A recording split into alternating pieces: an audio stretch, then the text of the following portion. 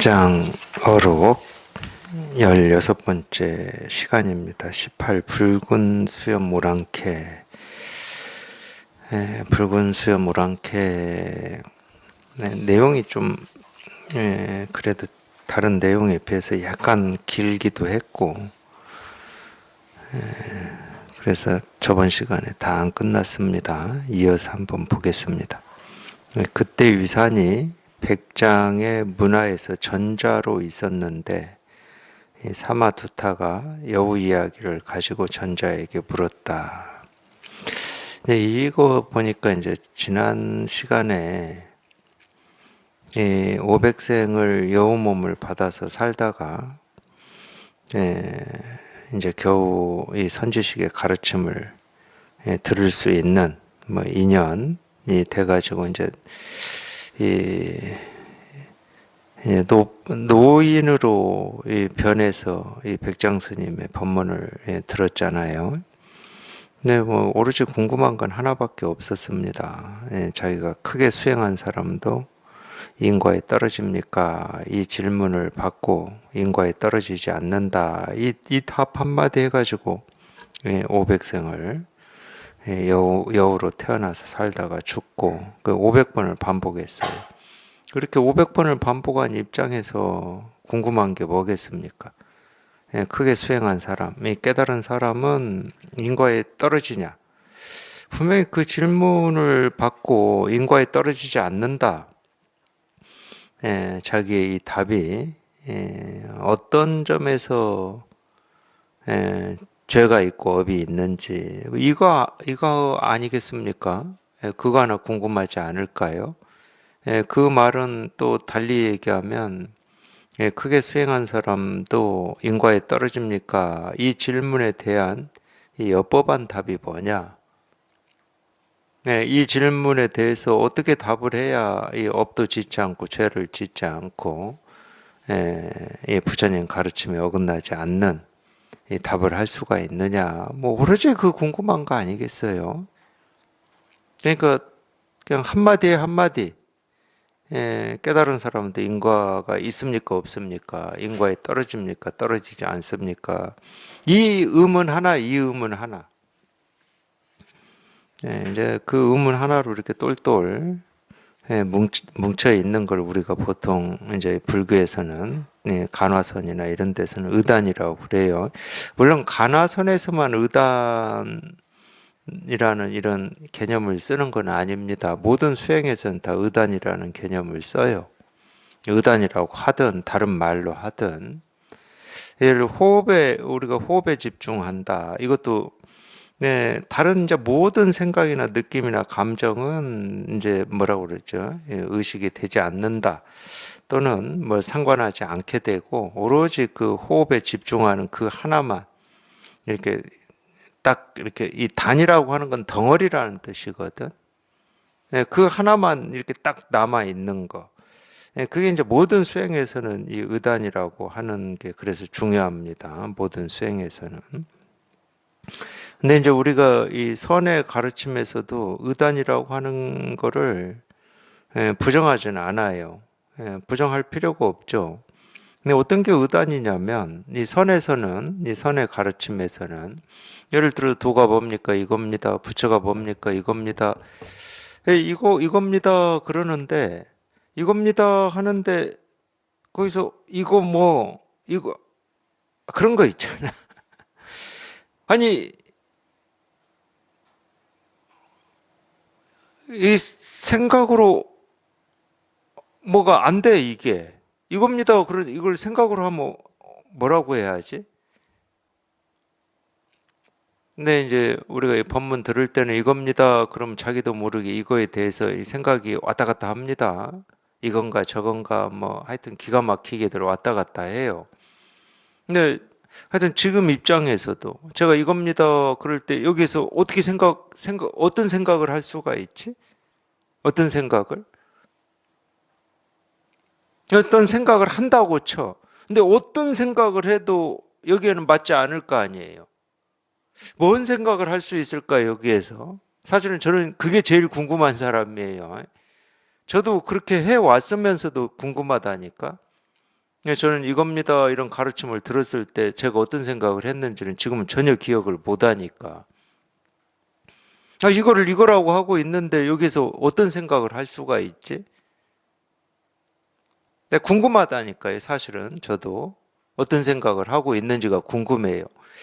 제 얘기대로만 한다, 그렇다고 예를 들어서 이겁니다 하는데 손가락이다 이런 생각 하실 분은 없을 거잖아.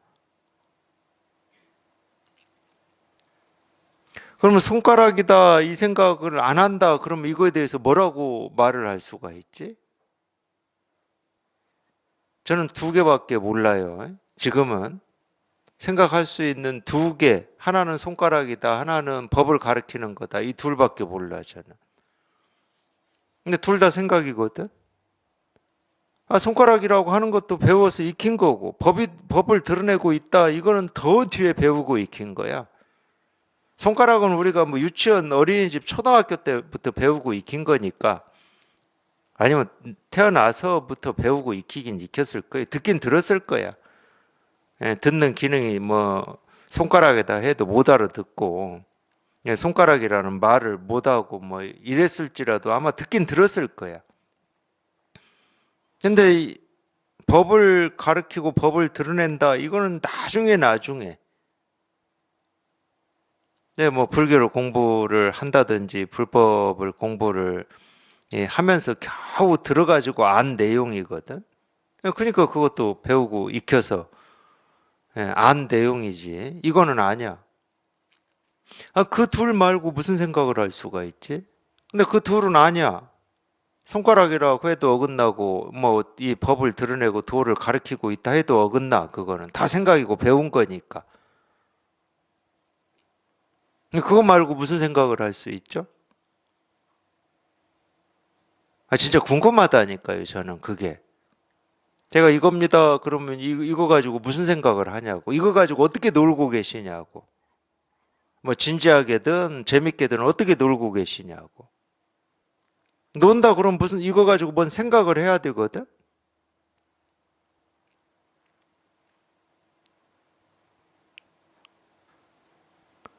그러니까 이 선의 가르침에서는 이겁니다 하는 이게 의단이에요. 왜 의단이냐? 어떻게 할 수가 없잖아.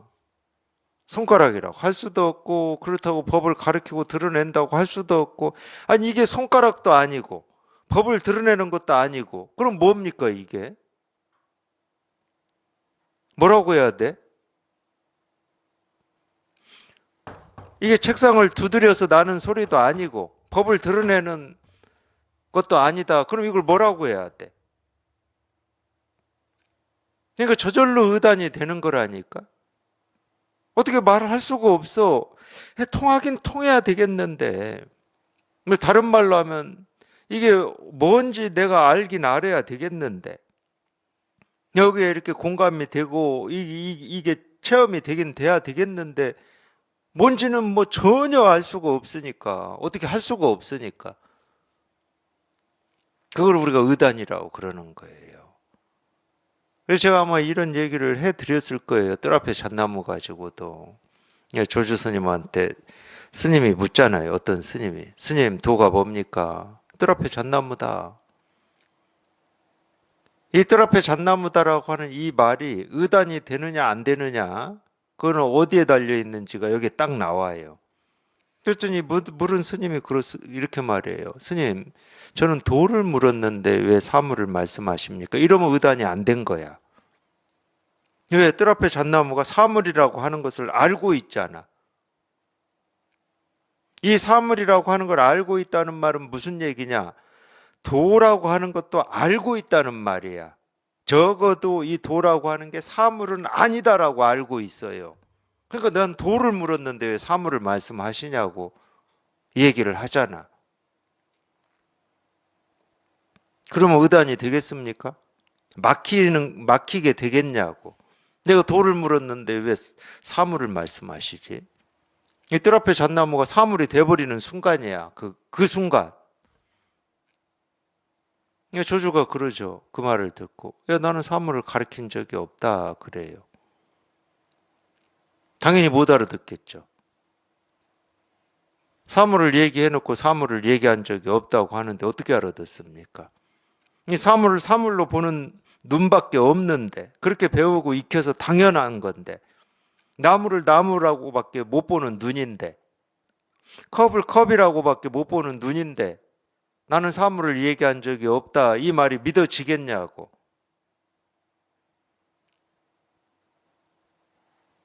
저주의 뜰 앞에 잣나무를 자기는 사물이라고 확정을 하고 있는 거예요. 왜 저주의 뜰 앞에 잣나무가 지가 생각하고 지가 아는 사물이라고 확정을 하냐고. 그러니까 의단이 되겠습니까? 당연히 안 되죠. 아니, 의문이 안 생겨요. 그러면 그냥 도에 대한 의문, 그건 사물이고, 예, 도에 대한 의문, 여전히 도에 대한 의문만 있어. 조주의 이 가르침에 대해서는 우리 흔히 이 세간에서 그런 말 하죠. 그냥 씹어 먹었어, 그냥 지식대로 그냥 씹어 먹어버린 거야. 조주의 가르침에 대해서는. 난 도를 물은데 사물을 얘기해, 저 양반이. 이렇게 씹어 먹어버렸어요, 그냥.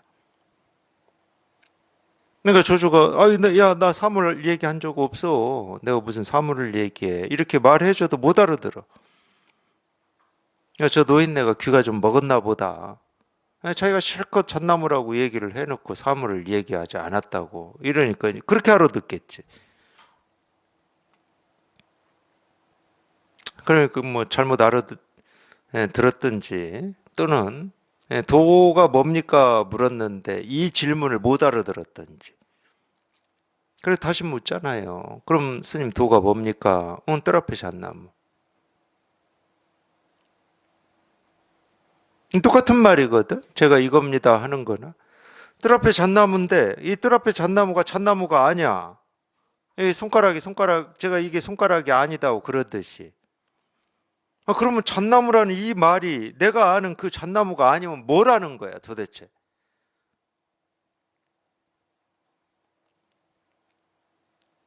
그럼 내가 아는 잣나무가 아닌 건 내가 이제 알아들었다고 쳐. 그럼 남은 건 하나밖에 없잖아.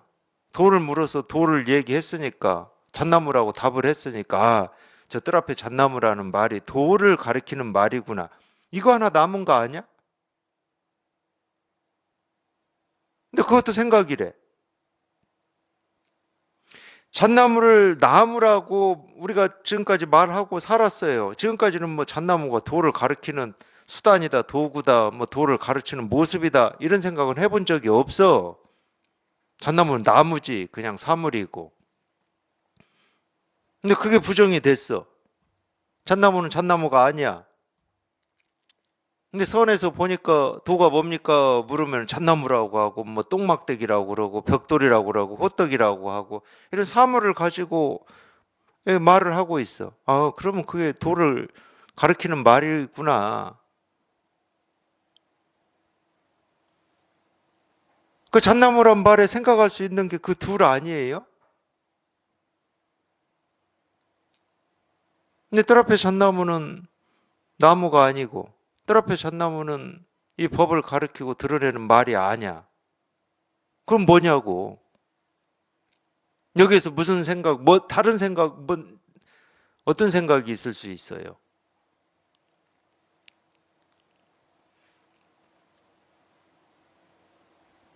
겨우 두 개 가지고 이거 하나 써먹고 이거 하나 써먹어야 되는데 이 둘을 써먹을 수가 없으니까 뜰 앞에 잣나무라고 하는 이 말에 그냥 덜컥하고 꽉 막혀버리는 거지. 입이 막히잖아, 입이. 답을 할 수가 없잖아. 그냥 말문이 그냥 저절로 막혀버렸잖아. 그러니까 의단이라고 그러는 거지. 은산철벽이라고 하고, 금강권이라고도 하고, 율곡봉이라는 말도 일리가 있잖아요. 밤 가시가 목에 걸렸어. 뱉어낼 수도 없고 삼켜지지도 않아. 계속 걸려가지고 아파. 말이 되잖아, 말이. 어떻게 할 수가 없는 걸 지금 그런 표현으로 해놓은 거잖아. 그러면 우리가 이제는 조금 이 공부에 대해서 그나마 그 겨내고 생각이다 할지라도 좀 그런 생각이 들지 않습니까? 나는 잣나무라고 하는 말을 한 번도 의심해 본 적도 없고 다 안다고 여기고 살아왔는데 지금 마음 공부한다고 불법을 공부한다고 공부를 해보니까 이 잣나무라고 하는 거를 내가 지금까지 안다고 여겼는데 아는 게 아니었구나. 근데 그 잣나무만 그러겠습니까? 그러니까 내가 안다고 여겼던 이 모든 게 그냥 이런 때 그냥 우르르 무너져 버리는 거예요.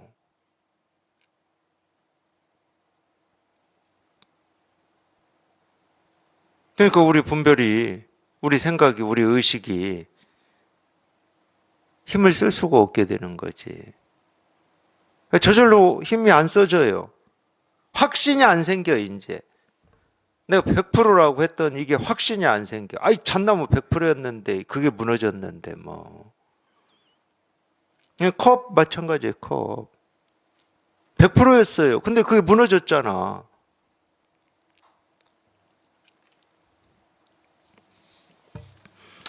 근데 뭐, 물론, 뭐 제가 무너졌다고 하지만, 실제로 자기 스스로 자기가 무너져야 무너진 거지.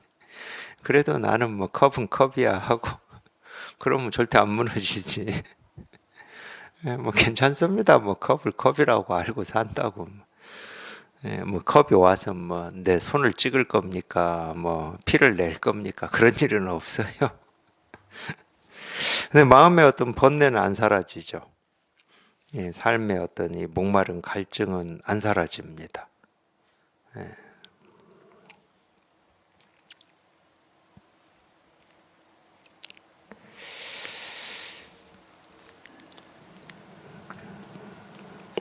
그때 유산이 백장의 문화에서 전자로 있었는데 사마두타가 여우 이야기를 가지고 전자에게 물었다.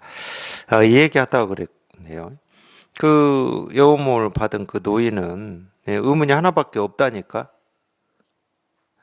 인과가 있는지 없는지, 인과에 떨어지는지 떨어지지 않는지. 이 질문에 대해서 이 여법한 답이 뭔지 딱 그 의문밖에 없어요.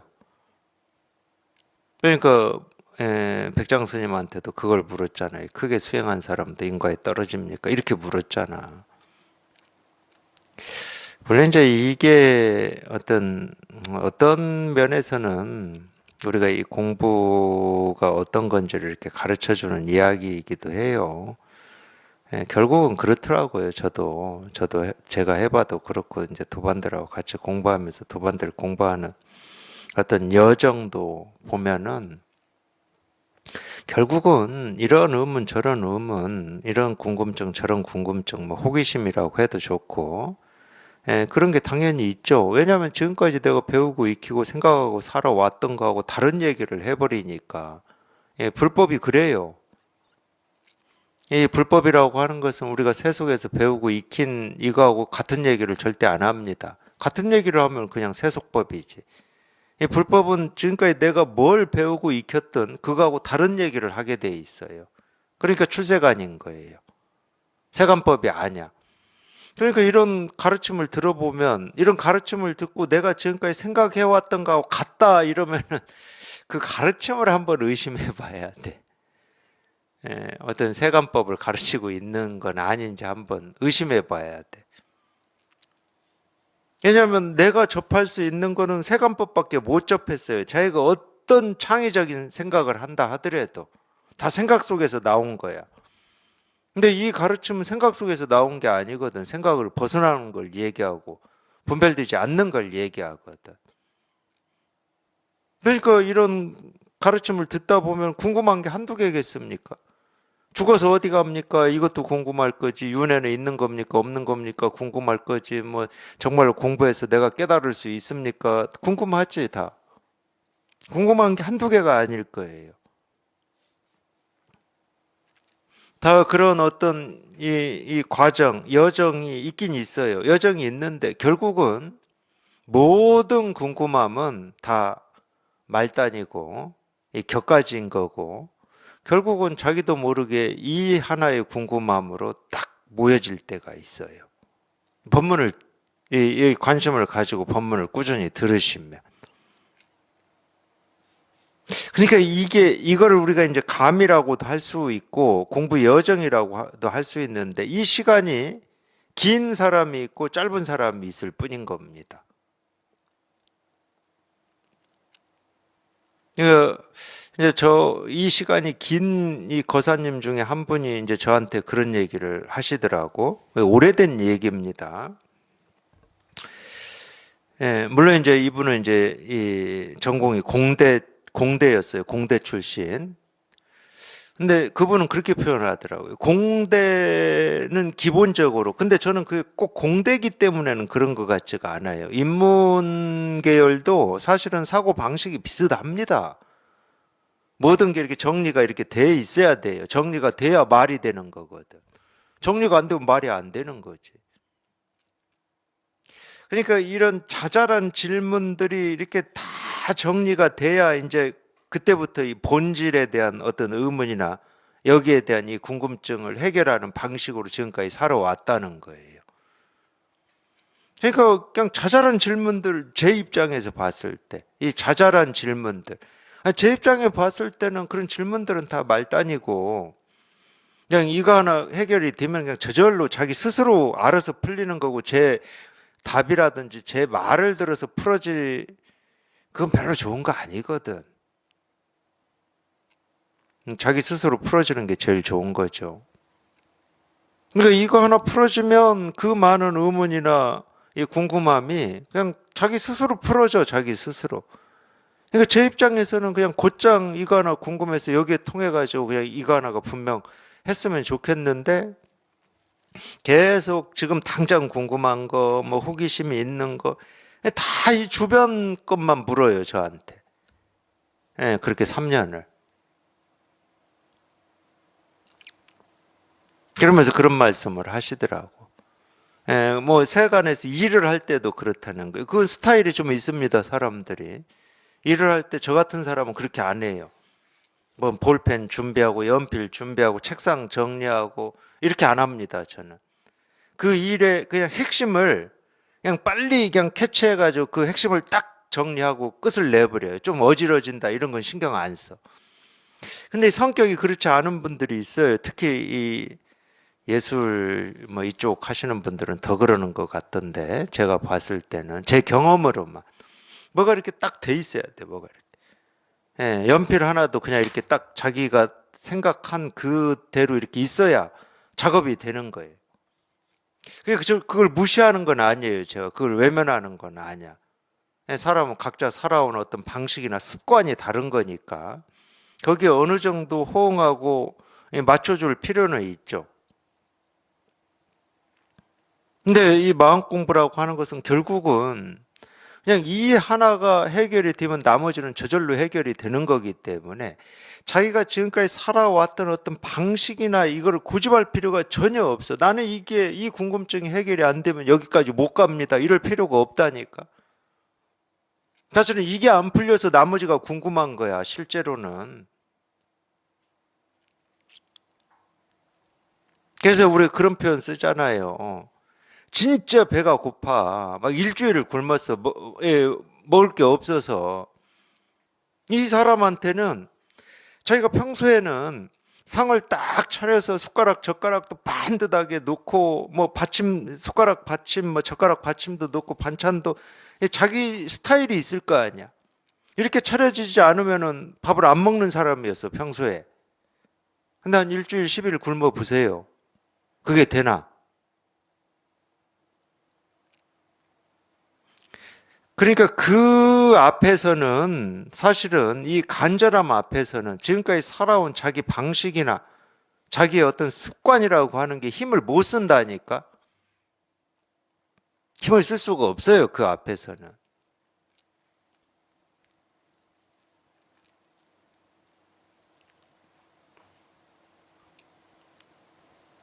근데 자꾸 자기가 살아온 어떤 습관이나 성격을 얘기하고 나는 그게 풀려야 이 근본에 대한 이 궁금증으로 갈 수 있다고 그러고. 그래서 자기를 고집하는 거야, 그거는. 여전히 자기를 고집하고 있는 거야.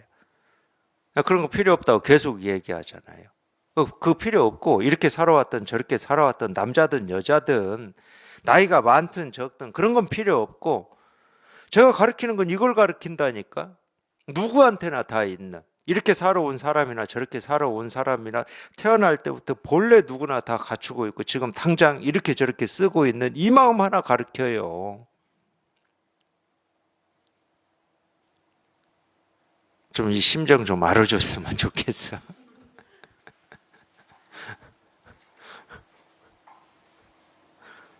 이게 다른 건 그냥 소용없어. 그냥 다른, 질문을 하지 말라는 얘기는 아니에요. 근데 소용없어. 그냥 이게 해결이 되면 나머지는 그냥 저절로 해결이 돼. 그냥 저절로. 뭐 이런 거하고 똑같은 거지. 배가 고파. 근데 국수도 먹고 싶어. 그건 돈이 없어. 짜장면도 먹고 싶어. 돈이 없어. 그다음에 뭐 돈가스도 먹고 싶어. 돈이 없어. 이런 거하고 똑같은 거야. 먹고 싶은 건 뭐 국수도 있고 짜장면도 있고 뭐도 있는데 못 먹는 이유는 돈이 없어. 돈만 있으면 다 먹을 수가 있다니까.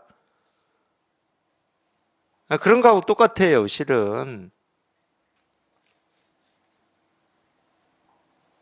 그냥 하나 붙들고 씨름할 필요가 없어. 왜 나는 저걸 먹을 수가 없지 하고 씨름할 필요가 없다고. 그냥 곧장 그냥 이 하나에 통하면 나머지는 저절로 다 해결이 됩니다. 네, 그러니까 묘법이라고 그러는 거예요. 그냥 머릿속으로는 그게 가능할 것 같다고 할 수도 있고, 뭐 생각이야 자유니까 생각으로 우리가 못할 게 뭐 있습니까? 내 머릿속으로는 그럴 것 같지 않다 이렇게 생각하실 수도 있어요. 근데 실제로 여기 이렇게 통해 보면 이거 하나 해결이 되면 나머지는 다 해결이 됩니다. 왜 그러냐? 우리가 흔히 많이 비유로 얘기하는 물과 물결하고 같은 거거든. 모든 물결이 물이에요. 우리가 말은 이름은 물과 물결이라고 이 둘이 있는 것처럼 둘을 얘기하지만 물과 물결은 둘이어 본 적이 단 한 번도 없습니다. 그냥 모든 물결 그대로가 물이었어요. 그래서 물이 있는 게 아니라 물결이 있어요, 실은. 그래서 천차만별한 이 물결, 생기고 사라지고 하는 이 물결 그대로가 물이기 때문에 이 근본 하나가 해결이 되면 우리가 보고 듣고 느끼고 경험되는 이 모든 일들은 그걸 이제 우리가 이 근본이라고 하고 마음이라고 하고 실상이라고 하고 그걸 깨달음이라고 그러거든, 실은. 이 깨달음이라고 하는 이게 따로 있는 게 아니고 우리 마음이라고 하는 게 따로 있는 게 아니고 물결을 떠나서 물이 따로 있지 않잖아요. 물결 따로 있고 물 따로 있고 이러지는 않잖아. 반대로 해도 똑같습니다. 물을 떠난 물결은 없어요. 물을 떠나서 물결 혼자만 있을 수는 없고 물결을 떠난 물은 있을 수가 없다니까. 이 세상의 모든 물은 모습이 있어요. 물결이 있다고. 그래서 우리가 보고 듣고 느끼고 경험하는 그게 모습이고 소리고 색깔이고 생각이고 느낌이고 감정이거든. 우리가 보고 듣고 느끼고 경험하는 모든 것이라고 하는 거는 그렇잖아요. 눈으로 보는 건 모습이고 귀로 듣는 건 소리고 이 코로 맡는 건 어떤 향기 냄새고 이 혀로 느끼는 건 맛이죠. 이 피부로 우리 몸으로 접촉하는 것은 뭐 덥다, 춥다, 상쾌하다, 뭐 축축하다, 건조하다 이런 느낌이잖아. 그리고 이제 우리 의식으로 하는 게 있어요. 의식으로. 그게 생각, 느낌, 감정이라고 하는 겁니다. 보통 정신세계라고 하는 거. 우리가 경험하는 건 딱 그거예요. 그거 말고는 없어. 그 모든 게 물결이야, 물결. 밖의 모습이든 내 안에 일어나는 감정이든 느낌이든 다 물결이야. 그 모든 물결이 진짜 자기가 찾고 구하고 목말라 했던 그냥 물이라고, 이 진실이라고, 이 진실. 자기가 찾던 깨달음이고 도고 자기 마음이라고 그게. 어떻게 이 마음이라고 하는 게 사물을 떠나서 우리 느낌을 떠나서 따로 있을 수가 있겠습니까? 이게 우리가 되는 건 좀 거기까지는 돼요. 어디까지는 되냐면 이 자기 생각, 느낌, 감정은 마음이라고 해. 왜?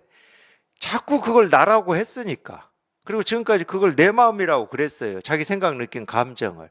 근데 이런 사물을 마음이라고는 안 해요. 여기에는 마음이 없어. 왜냐하면 얘는 생각, 느낌, 감정이 없거든. 그렇게 우리는 분별해 왔어요. 지금 이날 이때까지. 그래서 어디까지 분별을 하냐? 생명 있는 것과 생명 없는 것까지 분별을 합니다. 네, 그걸 뭐 유정물, 무정물 그러죠. 생명 있는 거에는 마음이 있는 것 같고 생명 없는 무정물에는 마음이 없는 것 같은. 그렇게 분별을 하죠. 왜 분별할 때는 이 마음이라고 하는 게 어떤 의식이라니까, 의식. 마음이라고 하는 게 의식이야, 분별할 때는. 그걸 정이라고도 해요. 이 정은 정식이라는 말 많이 있을 겁니다, 불교에. 그 정이라고 하는 게 우리 말 그대로 그 초코파이 그 정이에요. 초코파이 정 있잖아, 정 초코파이. 식은 알미고.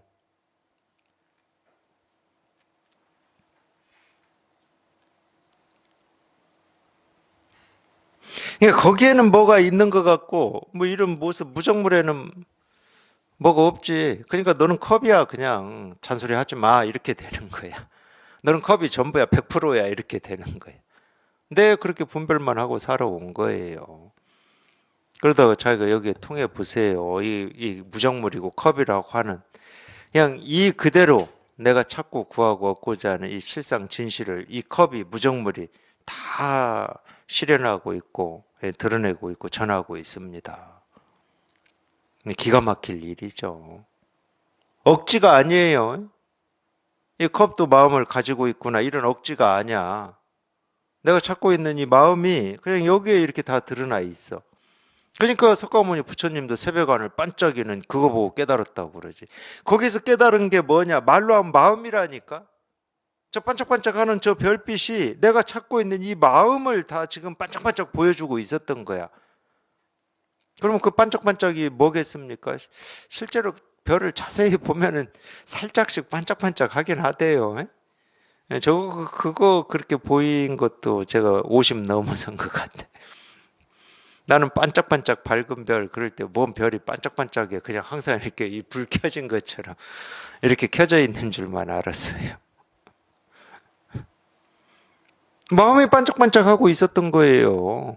마음이 살아서 그 무정물에 마음이 살아서 반짝반짝하고 있었던 거야. 살아있다라는 말이 그러니까 바뀌어 버립니다.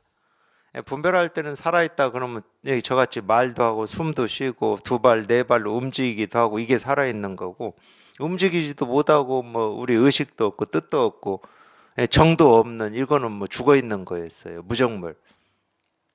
근데 우리가 이걸 딱 깨닫고 보면 이 우주 삼라만상에 죽어 있는 건 아무것도 없습니다. 다 살아서 반짝반짝거려요. 살아서 움직인다고 전부. 죽어 있는 게 없어. 그러면 이 입장에서 죽은 건 뭐냐? 그래도 좀 죽은 걸 얘기하자. 그러면 당연히 분별하고 망상하고 있는 게 죽은 거예요. 자기는 본래 이 살아서 이 마음 하나를 다 쓰고 있는데 스스로 뭔가를 이렇게 허망한 생각을 집착해가지고 거기에 꽉 매여서 움직이지도 못하고 꼼짝도 못하고 있으니까 죽었다고 그러는 거예요. 그 어떤 것도 어디에 매여가지고 꼼짝도 못하고 움직이지도 못하고 헤매고 있지는 않아요. 이 지구, 이 세상에, 이 우주 속에 그 어떤 것도 오로지 매여가지고 꼼짝도 못하고 달라붙어가지고 오도가도 못하는 건 우리 분별망상밖에 없어요. 그러니까 그건 죽어있다 이렇게 얘기할 수 있다니까. 나머지는 다 지금 살아서 반짝반짝해요. 전부 그냥 이 마음 하나 살아있는 이 마음 하나를 다 실현하고 있고 드러내고 있고 흐르고 있다고 흐르고. 정말로 이 우주라고 하는 것은 이 마음 이 살아있는 이 마음의 흐름이다 이렇게 얘기할 수가 있습니다. 근데 오로지 그 분별망상 그놈만 어디에 그냥 딱 붙어가지고 딱 붙었다는 말을 우리가 충분히 우리 삶의 경험에서 얘기할 수 있습니다. 어릴 적 자기가 겪었던 어떤 상처 그거 벌써 그 겪은 일은 사라지고 없어. 근데 그냥 거기에 그냥 내 생각, 감정, 느낌이 딱 붙어가지고 그 비슷한 일이 일어나기만 하면 불안하고 두렵고 초조하고.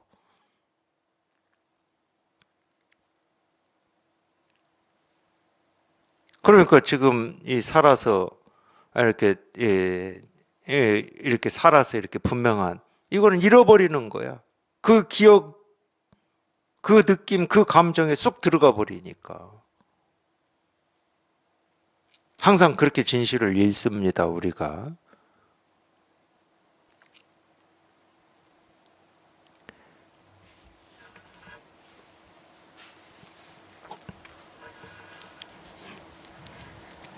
그 딱 하나만 해결이 되면 돼요. 많은 거, 세간의 어떤 시험은 많은 걸 묻죠. 세간의 시험은. 내 출세관 공부는 딱 하나입니다. 질문이 하나밖에 없어. 질문이 하나밖에 없어요. 딱 이 하나만 해결이 되면 돼요. 이 하나만. 다른 건 전부 말단입니다. 다른 거는 물론 이제 법문 듣다가도 뭐 자기 생각하고 다른 이야기를 하고 있는 것도 있고 그러니까 궁금하겠지. 괜찮습니다. 자기 생각하고 다르든 말든 그런 건 신경 쓰지도 마세요.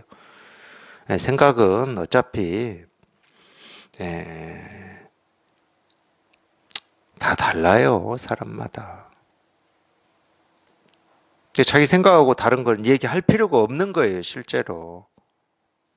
그런 생각 말고 그냥 이거. 그냥 이거 하나만 해결이 되면 되는 거예요. 그냥 이겁니다. 그러니까 이런 느낌도 드는 거예요. 이겁니다. 그럴 때 이거에 대해서는 자기가 이렇게 생각해도 안 되고 저렇게도 생각해도 안 되니까 그냥 여기서 이제 물러나 가지고 엉뚱한 의문이라든지 호기심이라든지 궁금증을 가지지 않느냐. 이런 느낌도 좀 드는 때가 있어요. 솔직히 말씀드리면. 여기에만 관심을 가지라고 그렇게 이 목로와 이 얘기를 하는데.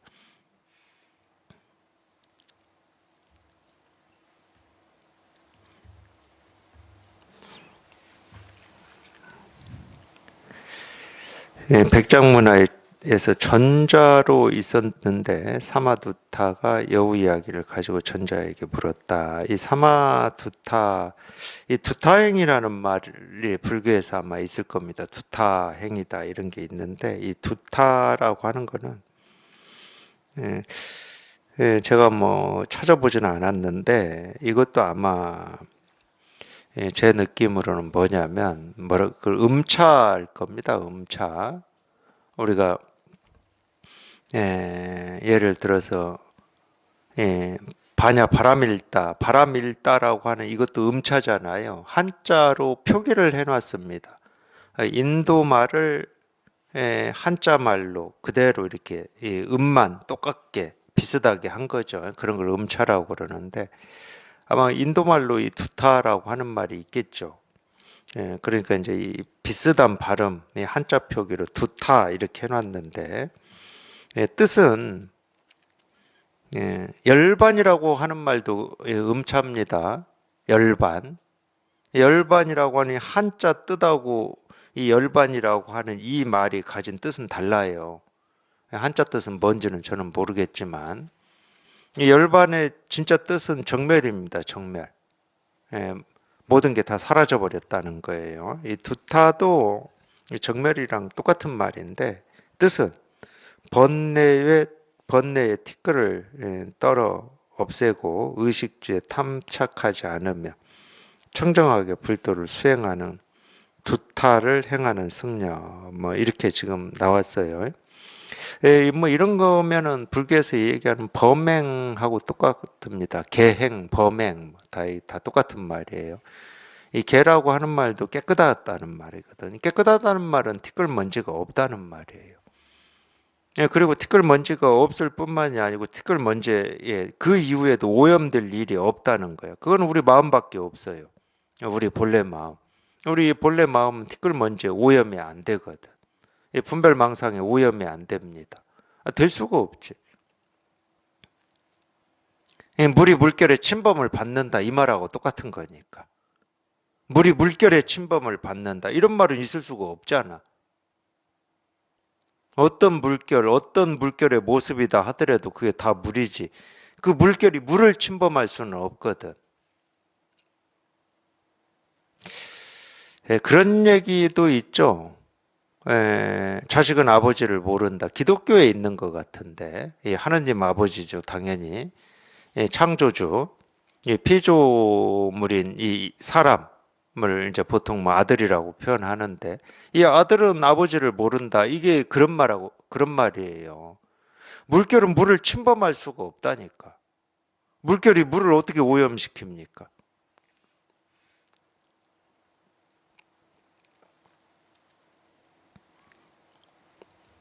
그러니까 우리 본래 마음이라고 하는 것은 그래서 본래 깨끗하다고 그러는 거예요. 본래 깨끗하다. 뭐 여기에 다 뭐 말이 들어가 있지만은 본래 깨끗하기 때문에 오염이 안 돼. 늘 본래야, 늘 본래. 본래라는 말이 그런 말이잖아. 늘 본래야 그냥.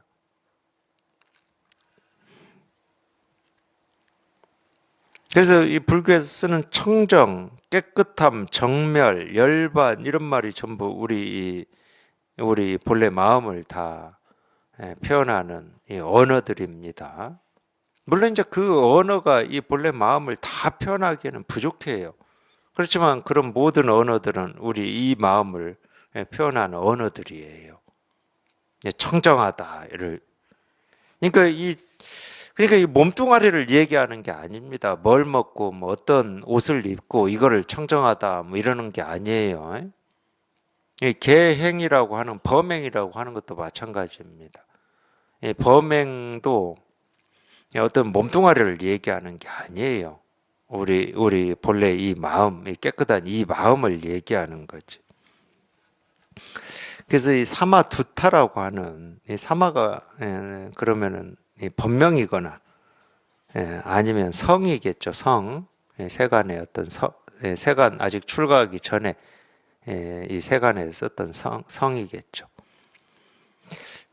사마이, 사마천 뭐 이쪽 집안이든지 뭐 어쨌든 그러니까 이 사마라고 하는 이 성을 가진 이 두타 스님이다 이 말이에요. 여우 이야기를 가지고 유산 스님한테 물었다. 어떻습니까? 그러니까 이 여우 이야기가 어떻냐? 이 여우 이야기만 있었던 게 아니고 또 백장과 황벽의 뭐 이야기까지 이렇게 있는데 하여튼 어떻습니까? 그러니까 전자가 손으로 문짝을 3번 흔들자 사마두타가 말했다. 매우 엉성합니다. 전자가 말했다. 불법은 이런 도리가 아닙니다. 어떻습니까? 이 여우 이야기 가지고 여우 이야기는 하나밖에 없다고 제가 그랬잖아요. 크게 수행한 사람도 인과에 떨어집니까? 인과에 떨어지지 않는다 해가지고 500생을 죄를 받아서 500생을 여우 몸으로 태어나고 죽고 했는데 그래서 이제 이 백장스님한테 물었죠. 크게 수행한 사람도 인과에 떨어집니까? 이랬더니 인과에 어둡지 않다. 이 말 듣고 이제 그 여우 몸을 가진 이 노인이 깨달았다 이 말이잖아요. 여우 몸을 벗었다는 말은 깨달았다는 말입니다.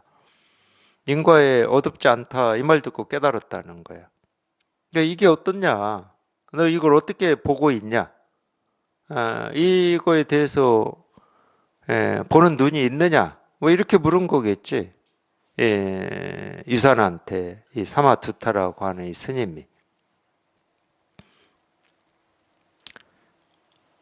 물론 이 유산이라고 하는 이 스님은 붉은 수염 모란게 오늘도 못 끝내겠네. 유산이라고 하는 스님은 백장문화에 있을 때 이제 이게 뭐 백장문화에 들어와서 공부를 뭐 몇 년을 했는지는 모르겠지만 그래도 꽤 오래 했어요. 오래 해가지고 이제 전좌라고. 전좌라고 하는 게 이제 이 선방 이 선원 선원에서 어떤 이제 소임인데 이 소임이 이거 뭐 여러 이 스님들이 모여서 대중 생활을 하는 곳이니까 당연히 이제 대중들이 모여서 뭐 살아야 되니까 밥도 지어야 되고 뭐 스님들 옷이라든지 의약품이라든지 이런 걸 관장하는 사람도 있어야 되고 뭐 그럴 거잖아요. 근데 이제 전자는 스님들의 이 이부자리 음식 등을 담당하는 소임이라고 그래요. 이부자리 음식을 담당하는 소임을 지금은 절에서 원주라고 할 것 같아요. 원주. 원주 스님이 보통 이제 그런 걸 담당하더라고요. 그냥 제 경험만 얘기하는 겁니다. 특히 이제 공양간 음식을 담당을 하시더라고요. 그리고 이제 뭐 손님이 이렇게 절에 왔을 때도 이제 손님을 이렇게 어떤 뭐라고 그러죠? 객방을 내주고 할 때도 원주 스님을 부르더라고요. 그냥 제 경험입니다. 거기까지는. 그러니까 그런 소임을 맡고 있었다는 거예요. 그러니까 일단 수자는 아니에요. 수자는 아니고 굳이 이 선원에서 우리가 이 얘기를 한다 그러면 이 수자 한 서열을 얘기한다 그러면 뭐 제가 듣기로는 한 4, 5위 정도 서열이라고 뭐 그러는데 서열은 그렇다고 그래요. 어떻습니까? 하고 물었어요. 어떻게 보이냐 이게. 전자가 유산입니다. 유산 스님이 손으로 문짝을 3번 이렇게 흔들었다는 거예요. 근데 이 유산 스님에 대한 이 유명한 이야기가 이겁니다. 어느 날 이 백장 스님한테 유산이라고 하는 건 산 이름이에요. 중국의 산 이름. 이분 법명은 영운대, 유산 영운대. 어느 날 어떤 분이 유산에다가 절을 짓고 여기 백장 스님한테 이 절의 주지를 한 명만 파견해 달라고 그랬어요. 근데 이 당시에 이 절의 주지는 이 법을 펼칠 만한 역량이 있는 사람이 주지로 나갔습니다. 이 선원에서는. 그럴 거 아니에요. 저희도 마찬가지일 거잖아요. 누가 선원을 개원한다. 그러면 이 법을 펼칠 만한 역량 있는 사람이 개원을 해야지. 이 법을 펼칠 만한 역량이 없는 사람이 선원을 개원할 수는 없잖아. 근데 이제 이게 그냥 자연스럽게 한 스승 문화에서 공부를 하다가 이제 그 정도 역량이 돼서 스승이 이제 내보내서 법을 펼치라고 내보내서 이렇게 되면은 뭐 굳이 어떤 뭐 테스트 할 필요도 없는데 어떤 분이 절을 지어놓고 주지 한 명만 파견해 달라고 요청을 해온 거니까 백장 스님한테 그 요청을 하니까 백장 스님이 수자를 내보낸 게 아니고 유산 영우 스님을 보낸다고 한 거예요. 유산 스님을 영우 스님을 보내겠다. 그러니까 수자라고 하는 것은 지금으로 치면 맞상자입니다. 맞상자. 백장 스님의 맞상자예요. 수자가 백장 스님을 찾아가서 묻죠. 아니 수자인 저를 보내야지 왜 전자인 영우를 보냅니까? 이러니까 백장 스님이 모든 이 선원의 대중들을 다 모이라고 해놓고 그러면 이제 시험을 보자. 근데 이 시험 본 이건 사실 같지는 않은데 하여튼 그렇게 전해져 내려와요. 시험 보자 하고 다 모았어요. 마당에 다 모아놓고 백장 스님 물병 하나 딱 탁자 하나 놓고 이런 탁자 하나 도 탁자에 올려놓고 수자하고 전자 두 스님한테 얘기를 하죠. 대중들이 다 모여 있었습니다. 이걸 뭐라고 할 거냐 그랬어요. 이 물병을 보고 뭐라고 할 거냐. 그러면 이제 수자가 그래도 서열이 1번이니까 먼저 얘기를 합니다. 물병이라고 할 수는 없습니다. 이렇게 답을 했어요. 법의 입장에서 보면 참 엿법한 말입니다.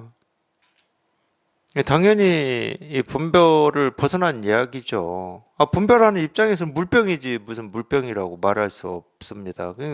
불교를, 이 불법을 공부해보지 않은 사람들은 그게 무슨 말인지 뭐 알아들을 수가 없죠.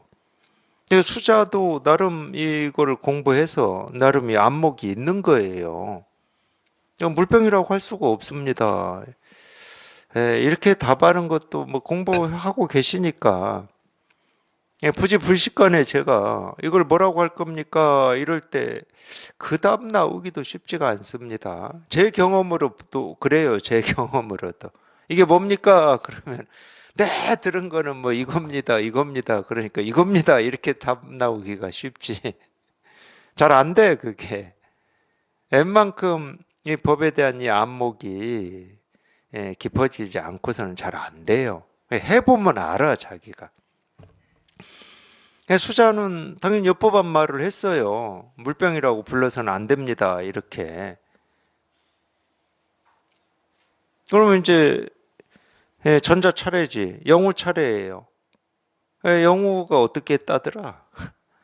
나와가지고 물병을 발로 찼다든가 아니면 물병에 합장을 하고 들어갔다든가 이 부분이 지금 제가 기억이 정확하지 않네. 그렇게 뭐 발로 찾고 들어갔다고 해도 되고 그냥 물병에 합장하고 들어갔다고 해도 되는데 그걸로 시험 끝났습니다. 백장이 그렇게 얘기했어요. 시험 끝났어. 영우 너 가. 그래서 이 영우 스님이 대위산이라고 답니다. 이 산 이름을 대자는 큰 대자인데 위산의 그 절에 머물면서 이 법을 펼쳤거든요. 굉장히 유명한 스님입니다. 위산 스님은. 선에 여섯 이 종가가 있어요. 이렇게 해서 이제 여섯 종가, 예를 들어서 뭐 임재종, 위양종, 법안종, 조동종, 이 여섯 종가, 다섯 종가가 있는데 그 다섯 종가의 하나, 위양종의 개조입니다. 위산이. 이렇게 해서 이 위산에 가서 법을 펼쳤거든. 그 유명한 얘기가 있어요. 이 위산 스님에 대한 유명한 얘기가. 오늘은 여기까지 하고 또 다음 시간에 이제 위산 얘기 하죠.